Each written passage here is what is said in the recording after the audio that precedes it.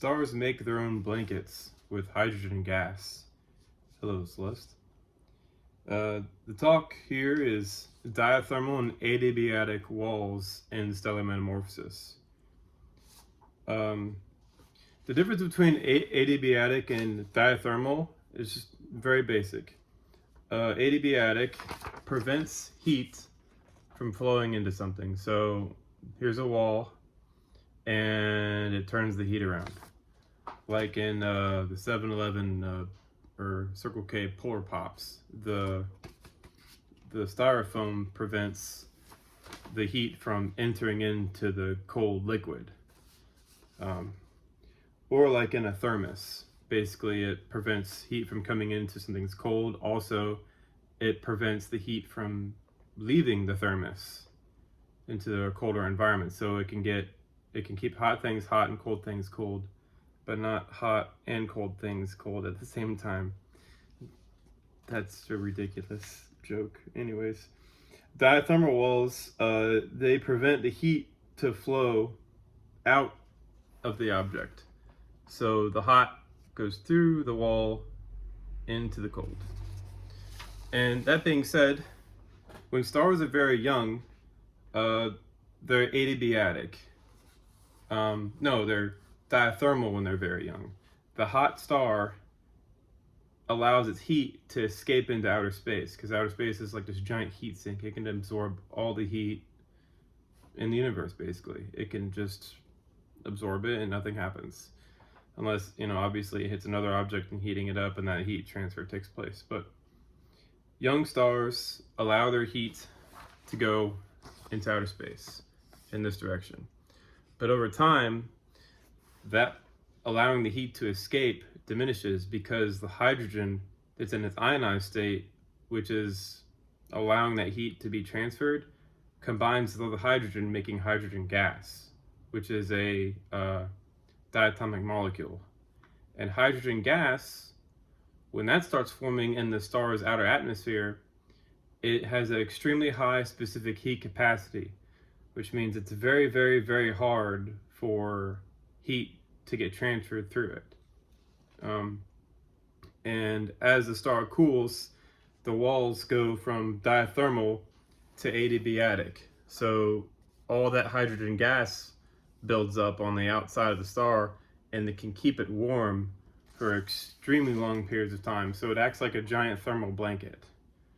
And being that the thermal blanket is just absolutely massive and thick and completely encapsulate the object, it allows for the star, as it evolves, to not need the heat of a host star. It can wander the galaxy and still be hot, no matter where it goes. And of course, a little bit of heat is lost. Obviously thermoses and Polar Pop cups, they can't keep things hot or cold forever because the energy will be transferred eventually.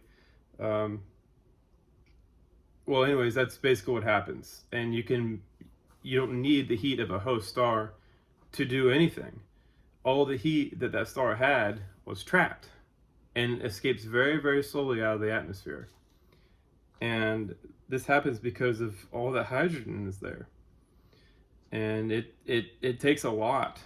It takes a lot to remove it. But eventually, as the star continues collapsing and losing mass to outer space, that hydrogen is lost and its thermal blanket kind of loosens up, and it can start removing heat very, very, very slowly. Of course, that takes hundreds of millions of years. I have Jupiter at about 700 million years old. I have Saturn at about 550 million years old. Neptune is about 1.1 billion, and Uranus is about 1.2 billion years old. And Earth is about 4.5 billion. So those objects are between, 1/10 to 1/4 the age of the Earth. And they're going to get to where Earth is when they lose those thermal blankets. And right now, the sun doesn't have a very big thermal blanket. It's just losing heat nonstop. And we know this because, well, it's hot. we can see it. We can't send satellites close to it because the satellites will burn up. It's not very forgiving. And there it is. You have your diathermal stars up here, and as their heat blanket starts forming, they can internalize their heat and keep the star hot for extremely long periods of time as the core forms, or the planet, so to speak, forms in the interior, absent the heat needed of a host star. So we're making these things independent. They can do it on their own.